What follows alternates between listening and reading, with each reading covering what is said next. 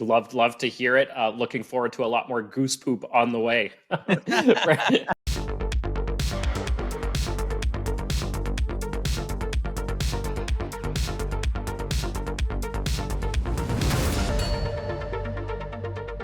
Hello, and welcome to another episode of Behind the Lines, the only podcast purifying the sports betting industry. Remember to like, download, subscribe, follow us on all the socials at inplayLIVE. And if you want to see what it's all about on the inside, we have a promo code for you. That is Behind the Lines, all caps. I'm your host, Shane Mercer. Today, I am joined by the one and only Andrew Pace, the founder of inplayLIVE, and we've got two guests with him who you should recognize from a few weeks ago if you've been following along with us. We've got GosuThune, that is John Wilson, and we have the Golden Goose himself, Kenny Huber, back. Guys, we are digging into the first 4 weeks of the NFL. I'm calling it a quarterly review. We get to have a look at the very first quarter of the season. It is almost essentially behind us. We are recording this on a Monday, so the Monday nighter is still ahead, but for all intents and purposes, we have 4 weeks under our belts. All right, guys, I want to do this because things are constantly changing, and we always have to have a look, see what's working, what isn't working, reevaluate, and then put it into practice and see if we can make some positive changes. Because, this is all about growth. It's all about learning, always becoming better. So for anyone out there that's thinking to themselves, hey, these guys, they're pros. They just show up, they crush it every week, and then they go back to living their lives with an extra stack of cash. Well, that's not the case. Yes, it is in many ways, but there's a lot more to it than that. Everybody makes mistakes. There's a lot of hard work going on behind the scenes. So we're trying to sort of pull the curtain back a little bit, give you a glimpse into their efforts so you can see what it really takes. All right, so we're going to get into all of it, the good, the bad, the ugly, and have a bit of fun while we're at it. But first, why don't we just go around the horn very quickly and get some initial thoughts on the season so far. John, what's sticking out to you? I think the first couple of thoughts that come to my mind about the season so far are that one, there's been a lot of really bad coaching. I think that's been called out in the media. Just a lot of really dumb mistakes at the end of games. Guys kicking field goals down weird scores like Josh McDaniels. Guys not taking the time off the clock to walk off on a field goal or in a tied game. We saw that yesterday in that Commanders game. And it's that sort of thing. And then I think the other thing that I think that our group has really taken advantage of is that the teams that were projected to be like the bottom of the bottom have actually they've been competitive in the games, even if they've lost. So like Arizona Cardinals is definitely one. The Raiders, outside of that game in Buffalo, they've been pretty competitive. Carolina has been really bad, but they've had the lead in many of their games so far this year. I think we've taken advantage of a lot of value. Tampa Bay is 3-1, I think, winning their division after Brady retired, which I think nobody expected. So we've taken a lot of advantage of those opportunities. So I think that's been something that's been really cool this year to see. Yeah, it's funny because we always start the season thinking one thing, and the public generally has a look at the season and thinks, oh, this team's going to be bad, this team's going to be good, and then a few weeks and everybody is back to kind of square one, having no clue what's going on. I like that you brought up the bad coaching decisions because Kenny, I'm going to come over to you, and if you guys can't tell, Kenny's an Eagles fan, and his coach Sirianni is one of these guys who kind of made a bit of a boneheaded move this past weekend and nearly lost the game. And maybe it wasn't totally his fault. It could have been the player's fault as well. But Kenny, what's standing out for you so far this season? Any initial thoughts? Sure. I mean, it's just to be honest. I usually the season usually starts slow for me because I'm trying to feel out the teams and everything. But I already feel like I have a pretty good grasp on the teams. But as far as trends that I see in the NFL, I think John touched on it well. Is the coaching with a lot of the teams is really poor, which normally would hurt me in a lot of situations. But luckily, I've been able to sidestep some of those bad coaching decisions. Yeah, you've even been able to capitalize on a couple of them, I think, with some of these games going to OT, right? Yes, absolutely. Yeah, it's pretty impressive to kind of watch and see. All right, Pace. John touched on something that I think you often harp about, which is the quote unquote bad team and the bad team outperforming expectations. Have you seen more of that than you expected so far this season? No, I wouldn't say so. I think that more than anything, John just kind of hit the nail on the head there. One of the best things about the NFL is that the worst team is a very good football team. So, you go into a game, a really great example being from this week 4 49ers Cardinals. So you pull out the pregame line, and I believe the 49ers closed at -15. I think the biggest spread I ever saw was Peyton Manning and the Broncos against the Jags, and I think it closed at -20.5 for the NFL. I could be wrong on that, but I think that's the biggest one that I've seen. But if I go through the course of time and think about the Miami Miracle, I believe the Patriots were like -18.5 in that game. So in the NFL, obviously you don't get as many of these wonky spreads that you see in obviously in college. But regardless of that, the 49ers, they won the game by, what did they win by? They won by 19 points. So they covered the spread. And they looked phenomenal doing it throughout the entire game. They were spectacular in really all avenues of the game.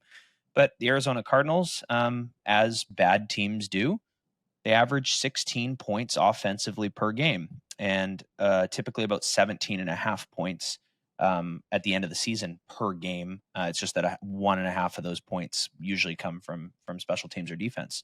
So bad teams do great things, and they stay competitive in the game, and there are ways to obviously exploit that. And I wouldn't say that it's surprised me, but it's certainly been remarkably profitable for us in the NFL. Yeah, absolutely. Right. You're never as bad as you look, and you're never quite as good as you look. Right. A great NFL saying that I think always holds true, especially at this point in the season where we're still getting a look at these teams and still trying to figure out who is who. Are they who they think they are, or are they who we think they are? It's sort of something that totally isn't shown to us just yet, and we're kind of still trying to figure it out. When we all last gathered about 4 weeks ago. You guys had sort of all given your thoughts on what you were hoping for the season, or what success looked like for you in the season. And so I want to go, again, kind of around the horn here and ask John, are you on track? Are you off track? Are you doing better than expected or worse?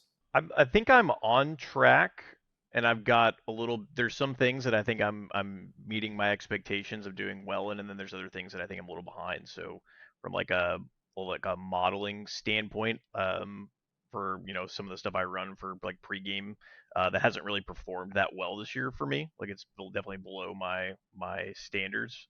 Though I was just checking, and I think there's something like, if over 50% of the public bet on a team, I think they've covered like 56% of the time so far this year. So that's pretty weird. For the first 4 weeks of the season, the public's winning. So that normally doesn't. That means I'm not doing well if I'm just picking sides pregame. But there's some things that I'm not picking up on when I'm handicapping some of these games, so I'm going to try to focus in on that. But I think for a lot of the live betting that we've been doing, some of the strategies that I was using in the last couple of years aren't working as well, but I've really tried to adapt, and I think I've done a good job of doing that in terms of trimming down what I'm taking and when I'm taking and which teams I'm focusing on. So like one thing I wanted to do this year was just really try to locate 2 to 3 games at a time that I could just focus in on, and really attack those games. And I find myself doing a good job of hitting them multiple times and exploiting the behavior that's happening in some of those games. Whereas last year, I think I was a little bit all over the board. So I've been doing a better job of that, and I'm pretty satisfied with that. Okay. Well, we'll dig into some of that a little bit more in a moment here. But Kenny, over to you. You declared a target of $5 million for the season when you were last here on the podcast. Are we on track, off track, ahead of projection? Where are we at? I would say I'm on pace with projection, but I would say I'm ahead of the track, just because Nice. I'm usually very cautious in September because it's a new season, and I'm just kind of feeling out the teams and feeling out the league and everything. And to be honest, I'm usually just most seasons I'm just ahead of break even in September, and then I really start hitting my stride in October, November, December. And I've had a very, very profitable September. So in that aspect, I think I'm ahead of my track, even though I'm pretty much on track to make that mark. Love to hear it. Looking forward to a lot more goose poop on the way. For anyone out there who doesn't know, goose poop is a good thing. It's a really good thing. It's when Kenny starts dropping great bets on us, and we absolutely love it. Pace, over to you. On track, off track. How are we doing? I know you've already burned a few books, and you've already hit the cash out button on a few. Yeah. I would say overall, I'm really happy with where we're at. I feel like coming out of last year, we kind of touched on this before. We had to make some significant changes in the NFL, and I feel like in December of last year, it was like, okay, we've hit our stride, and we're really doing well. And we took that right into the Super Bowl. Went like 12 for 12 on the Super Bowl game itself. Kenny can't share that sentiment as an Eagles fan. Sorry about that, Kenny. But point being is that we really hit our stride. And there is that unknown in a new season, just new personnel, potentially new rule changes, all that kind of stuff that then factors into the game. And I just feel like, we've done exceptional in the NFL. The first week was a little bit of a struggle for some of the strategies that we have. Where it did have that feeling of like, okay, we got to feel some things out. And then Kenny came in and did his thing, which is very complimentary, I think, to some of the other pros' skill sets, and brought us home like a massive week one. And then all the other things we're doing from week 2 onward just really took off. Where things would be lagging, I think, is on the college football side of things, with those rule changes in particular. And I know that's not the topic today, so it's one of these things where do you dump money in one day and then win it back the next day? And are you coming out net positive, or are you figuring things out in that arena in a responsible way that allows you to not have any significant negative impact, right? So that's kind of where we're at right now, I think, with the group. And, when we touched on success for the season, we were really very much of the mindset of, looking back on the season where people had a lot of success and learned quite a bit, and obviously striving to find some level of consistency in a world where obviously inconsistency is the norm. So, yeah, it's been a hell of a start to the football season, and obviously with October now upon us, you kind of see more and more of where teams are headed. So like Bengals are probably the biggest letdown this year, I would say, of any NFL team, and I feel like after week 4 we are starting to get some consistency with them actually being a remarkably poor football team. So, you start to figure these things out. And a lot of times the public can't get off that. They'll be like, but it's Joe Burrow, but it's this, but it's that. And I'm not saying that the Bengals won't make the playoffs or won't turn it around, but I think we get very comfortable with knowing that said team actually isn't good. And we get very comfortable with that really fast. So yeah, there's a lot of talent overlap from the previous season, and then like teams like the Eagles and the Chiefs, and the Bills, have they had some struggles? Sure, but they look like they're going to be right there in the AFC and NFC championships, and then the Niners are just like probably the best looking football team I've seen in a long time. So they look really good. Yeah, they do look great, and I know that you're really high on them. And on the Bengals side of things, they're just looking really poor. And I like what you get out there with the sort of the public maybe not wanting to buy into it. But I'm a big believer in, when someone shows you who they are, believe them, right? And the Bengals are certainly showing us who they are right now, and I'm happy to just believe that maybe they're not the team that we thought they would be. And Burrow doesn't look great, right? He's looking a bit hurt out there. So maybe that's a big part of it. Who knows? Okay, I want to get into the good side of things. We sort of have touched on some ups and downs going on in the season so far, but why don't we dive into what's working? This is something that you would have expected it to work, and it is delivering, or it could be something totally unexpected and it kind of came out of left field, but you're finding, hey, this is really working for me, so I'm going to keep going with it. John, over to you. What's working for you really well right now? Sorry. For me, I think a lot of actually looking at some of the first half stuff. So when teams come out slowly, in particular, really diving in, especially if in games where we expect some offensive battles. I think we're just talking about the Bengals. Obviously, I think Joe Burrow. I can't remember exactly what the stat was, but he has like the lowest yards per attempt of any quarterback, with like at least like 100 attempts or something, like ever in the first like 4 games of the season, first 4 or 5 weeks. So like being able to exploit some of those teams that are traditionally thought of as high powered offenses, and when you see them come out and struggle, really jumping on that first quarter, that first half, and attacking either the under or the other team to really build up a lead has been very successful. And then also just a lot of the end of game stuff.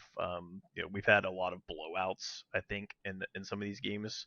A lot of like 30-point differentials just in the third quarter, and just starting to settle into the fact that a lot of when who's involved with that game, that there might be some backups coming in. I think we've seen a couple backup quarterbacks. We saw just a few of them yesterday come in games where the game had gotten away from a team. So really watching that and seeing the personnel there has been super positive for me this year. Kenny, as an observer over here, you are dropping golden pieces of goose poop all over the place.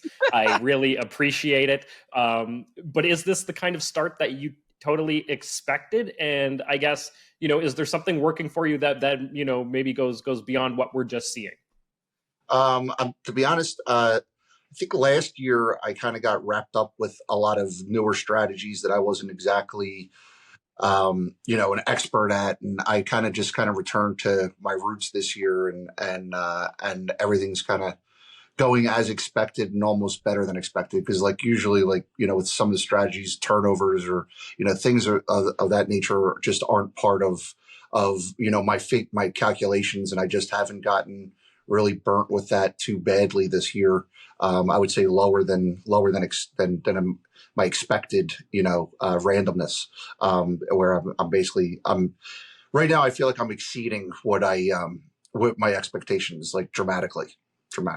I don't expect this my record to continue at the percentage that I'm hitting the rest of the season. That's for sure. It'd be very difficult to. I hope to, but I think it's almost mathematical impossibility. What is your record, Kenny? What's your record so far? I believe I'm at my main strategy. I'm 30-9. It's about 80% or so. Okay, so it obviously amazing, and congrats, and us in the community, we all very much appreciate it. But when we hear you say, wait, this can't last, it's a little bit like, no, what do you mean it can't last? Well, I mean, I normally hit around 70%. I'm hitting closer to 80% is a significant difference. So right. But 70 is still profitable, Shane. Yes. You're right. 70 is still very profitable. 70 is still profitable. All right. Well, it's always tough to sort of hear. I guess, it's kind of a mindset thing, right? It's sort of, I'm doing so well, but I know this can't last. And I guess you have to have that sort of reasonable expectation, right? Right. Exactly. Yeah. Okay, Pace, what's working for you? What were you expecting to work and it's delivering, or anything unexpected that, is outperforming what you thought? I just love the perceptions of what people have. And I was in the summer in the pool on vacation in the desert this summer, and I was like almost passionately screaming at Raj about the Arizona Cardinals this year. And I'm like, how could a team have this little credibility? And it's like people couldn't believe that they could ever win a game. And obviously they had that huge upset against Dallas, which was one of our most profitable games of the year. But separately from that, you go on to Instagram or TikTok or whatever, and Josh Dobbs can't even get his jersey at the team store. And the guy's been amazing. And so much so, I would actually question as to why Kyler Murray would play for that football team again. Then you just look at the box score and you go, oh, they're 1-3, and they didn't cover the spread or whatever the case may be. And I just go, gosh, keep those perceptions coming. So yeah, I just love bad teams that do great things in all sports. And I have a real fondness for the state of Arizona. I'm not sure what it is, but I'm really excited for hockey season and the team that comes from there as well. Yeah, we really like Arizona teams. If you want to find out why, you got to join. But there's a lot of good reasons to appreciate the teams from Arizona, even if it's not related to their records. Yeah, and also looking forward to sort of seeing the Arizona Cardinals perhaps keep that perception that they're a bad team, while still performing well. I mean, it was a valiant effort against the San Francisco 49ers, who might be the very best team in football right now. So, it was great to see. And yeah, we hit a Dobbs bet. We hit a Dobbs player prop. So, hey, there we go. Dobbs, right? A nice guy delivering for us. We wouldn't mind seeing more Dobbs out there. Okay. Good stuff out of the way. Let's get into the nitty gritty, ugly stuff here.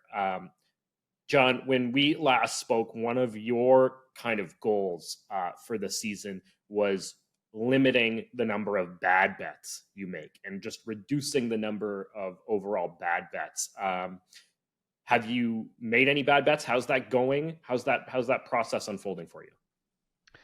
Yeah, it's I mean, you always make bad bets. I think it's kind of impossible not to make a few every now and then. I do feel like I'm making a lot more. I think I said earlier, my volume of bets just in general is down significantly from last year, and I've noticed my ROI is much higher, which is good.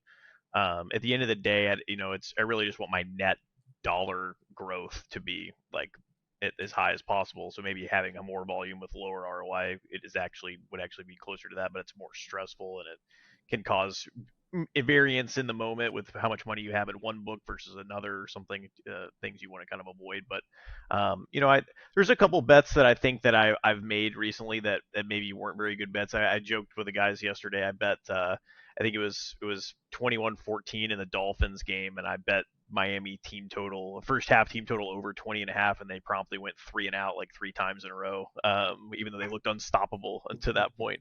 I don't know if that was a bad bet or if that's just kind of unlucky timing or what, but something happened in that game and they just couldn't score again.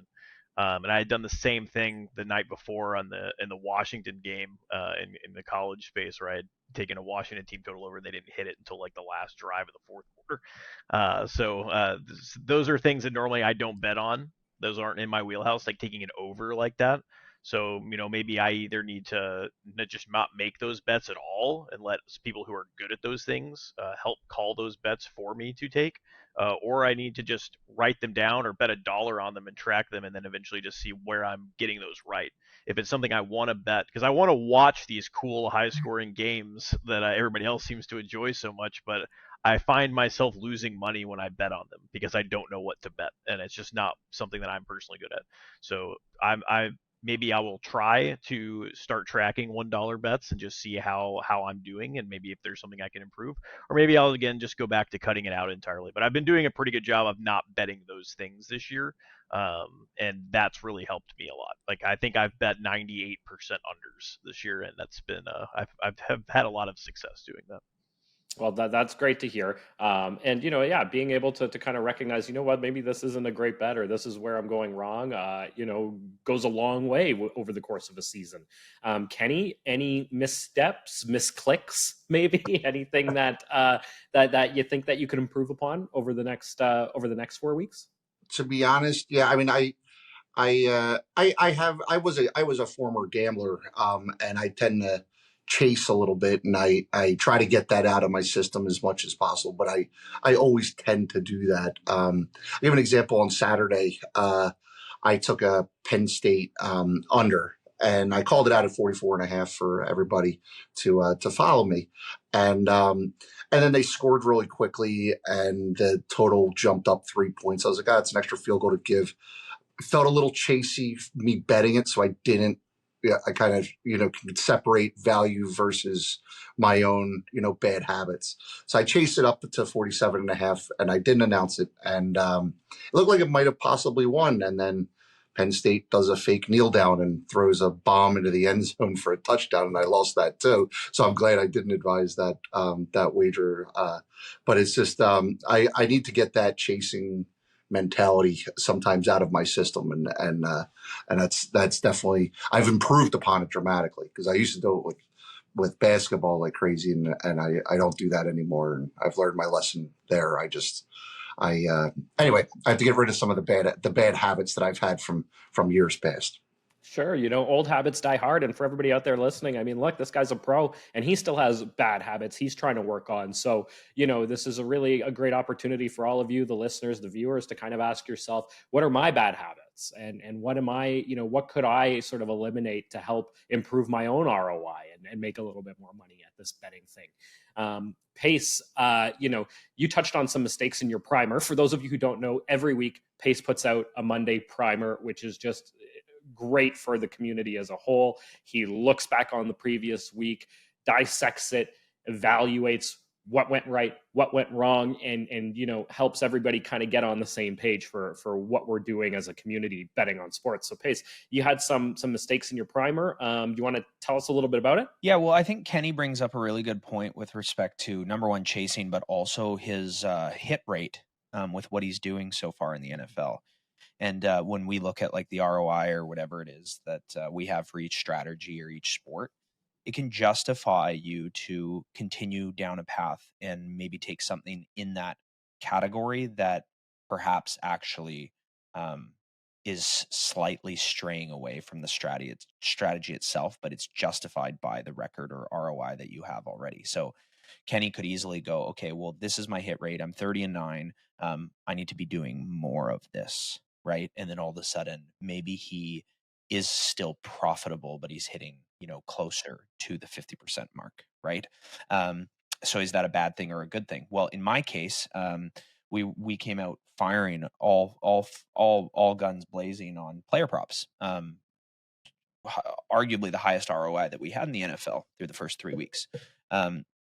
So that justified some decisions that went into this past weekend where I looked back on the wagers that I took, and not only were they bad bets, they actually didn't even have a chance to win. So to give you an example, betting on a player's over on rushing yards, receiving yards, whatever the case may be, where they physically do not get the ball back. There are no more drives left in the game. So what Patrick Mahomes did at the end of Sunday Night Football in Week 4 is he's up 3, he's with the ball, and there is a 1.5 yard window between the end zone and a first down. And if he scores a touchdown, the Chiefs go up 10. If he doesn't get a first down, the Chiefs probably have to kick a field goal to go up 6. But he's running into the end zone with no one anywhere around him. And of course, the spread is -8.5. And I think it was like 90% of the public was on the Chiefs -8.5 or 7.5 or whatever it was. So they'd be covering if he scored the touchdown. And for our wager itself, we had Breece Hall's over on receiving yards. Well, what Patrick Mahomes did in that moment is something that a lot of sports bettors will, scream and cry and yell about because they had the Chiefs minus and they're like, fuck Patrick Mahomes. I can't believe he would ever do that. In fact, Todd Gurley did that against the Green Bay Packers years and years ago. And Dave Portnoy saw him in an interview on Media Day before the Super Bowl. And he was like, yo, Todd, you cost me like $75,000 or something like that when you kneeled out. And like Todd Gurley just basically told him to shut up. But the point being is that what Mahomes did in that spot turned our Breece Hall wager into a horrendous one because we didn't get the chance to win. But what's underrated in that circumstance is the brilliance of what Patrick Mahomes did, because he gave a 0% statistical probability of the Jets being able to win that game, where, believe it or not, a lot of people don't understand this. If the Jets went up 10, and even if there was 60 seconds left in the game, you have one ball thrown into range, you clock the ball, you kick a field goal, you're down 7, you kick an onside kick, you throw a Hail Mary or 2 or 3 long passes, and boom, all of a sudden the Chiefs could have lost the game. And that's precisely what we were referring to earlier with Sirianni not kicking a field goal against the Commanders, where he could have run and made the final play of the game to kick the field goal and win the game. And instead of doing that, they almost lost the game because they left their opponent time on the clock. And I can think throughout the course of time, the NFC Championship, Seattle Seahawks against the Green Bay Packers, where the Green Bay Packers are on their way to the Super Bowl. The game is over. And Seattle gets the ball, scores the TD, recovers the onside kick, scores the TD again. And Seattle ends up going to the Super Bowl that year. So you might think like, oh, that's not possible, or whatever the case may be. New England Patriots did it to the Cleveland Browns at home, recovered and the Saints as well, in the Tom Brady days. So what I'm getting at is what Mahomes did was actually downright brilliant, and I'm sure a lot of people hated him for it. But that is the highest level IQ, smartest football execution, and it's precisely what we look for in our group. So it unfortunately turned the wager I called not into a bad bet, but actually probably the worst bet you could have ever placed. But I actually respect what he did in a big way. Yeah, a lot of people on social media talking a lot of shit about that. They're really upset. A lot of these casual fans and, recreational sports bettors just really pissed off about Mahomes not scoring that touchdown for the spread. But you know what? Kenny, we won the under. Yes, we did. Yeah. But Shane, people will say that was a fix. They'll say that was a fix. Yeah, they are. Yeah. They are. Yeah, they are. Fix. Yeah. Well, because it wasn't even possible for the game to end without specifically an offensive hold, and then or it could have been a sack or something, and then that 5-yard automatic first down. That was like the only way it could have ended. Yeah. Yeah, it was. What? We'll let them. Talk about it. We capitalize on the moments live, right? And that's kind of what we do. Okay. Let's have a bit of a look ahead. All right. So 4 weeks behind us. We've got another 13 weeks ahead of us when we include the 17th week now. But essentially, we're at the quarter mark. And I don't want to do a whole lot of crystal ball peering and sort of try to predict what's going to happen the rest of the season. Let's just narrow our focus down to the next 4 weeks. All right. So by the time we're at the midpoint of the season, John, what do you expect to kind of see over these next 4 weeks? What are you looking for? I'm probably looking for, are some of these teams that are overperforming expectations? Is it a flash in the pan, or is there something real there? So like, Tampa Bay going on the road, beating division rivals, stuff like that. Like, is Tampa Bay like a real team? I don't know. I'm not, I would guess not really, like not a real contender, but they could still be a 500 team. They could still win that division. Also, then on the flip side, are teams like the Bengals, are they just this bad? And like, is Joe Burrow just that hurt, or he's just not? There's just something wrong there. Like,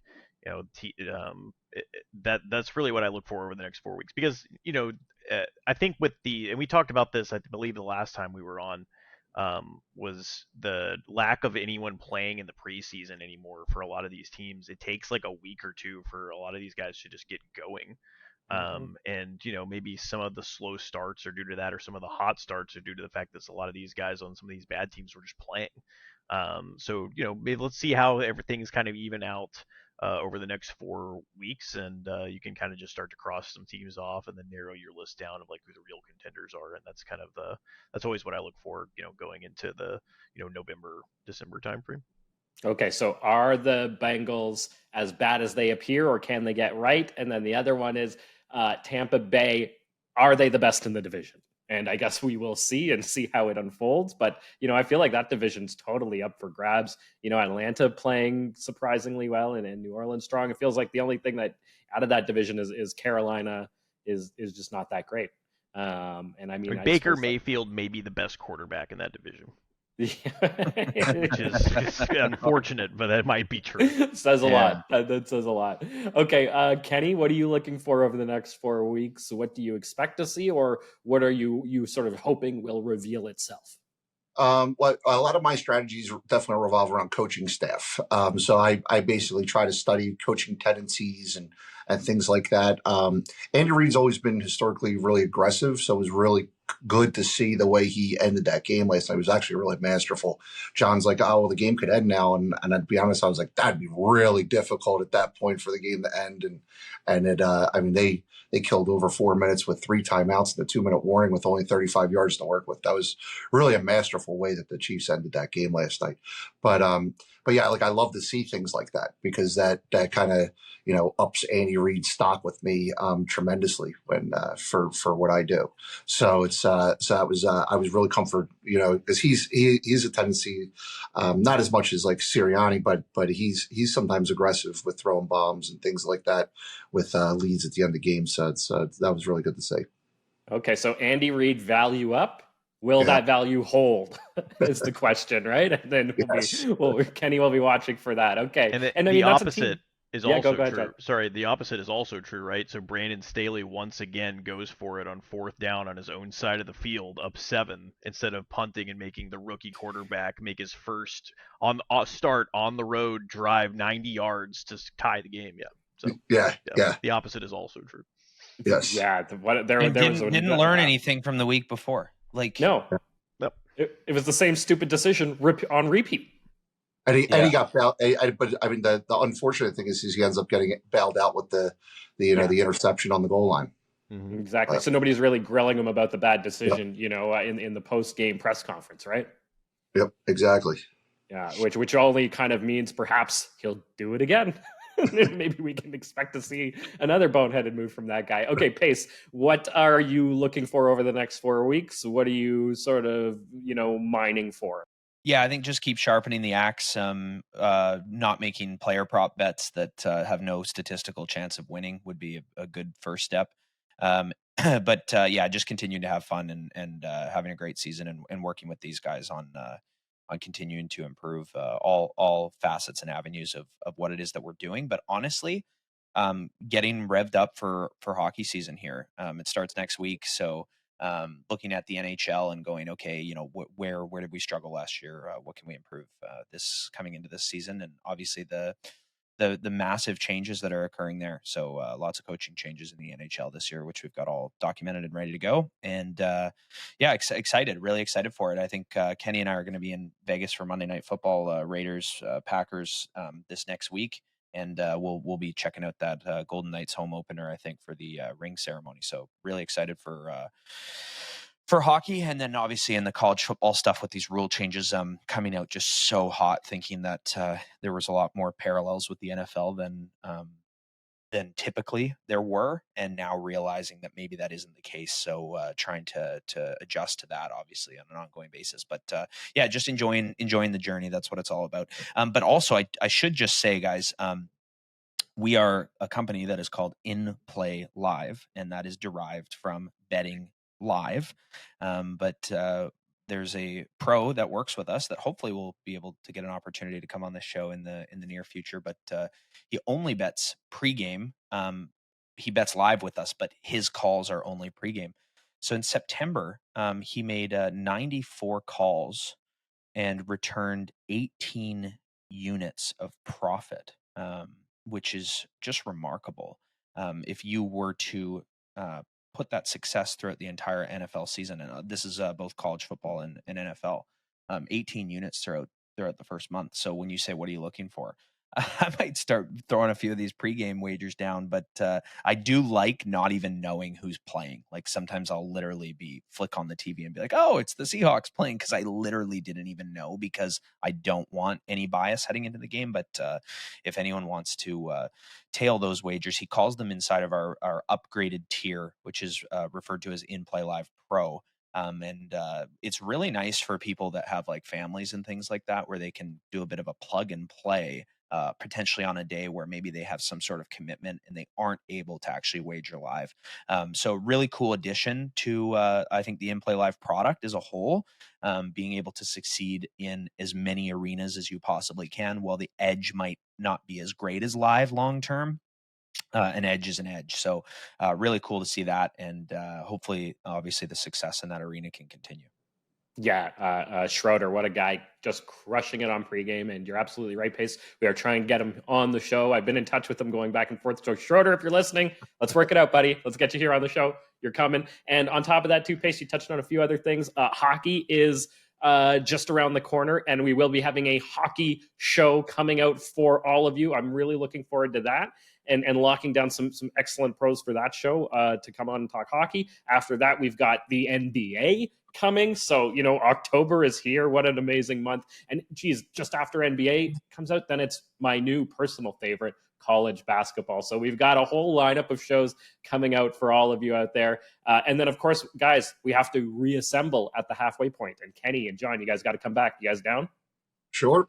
Absolutely. Perfect. All right, and we'll do a little half-season analysis, if you will, and have a look at everything then. All right, guys, that's it for this week. Till next week, Keep beating those books. Thanks for tuning in to another episode of Behind the Lines. Remember to like, download, and subscribe. We are on YouTube, Apple, Spotify, and everywhere you get your podcasts. Have a betting story or want to be featured on our podcast? Drop a note in the comments below. And if you want to join In Play Live, use promo code Behind the Lines.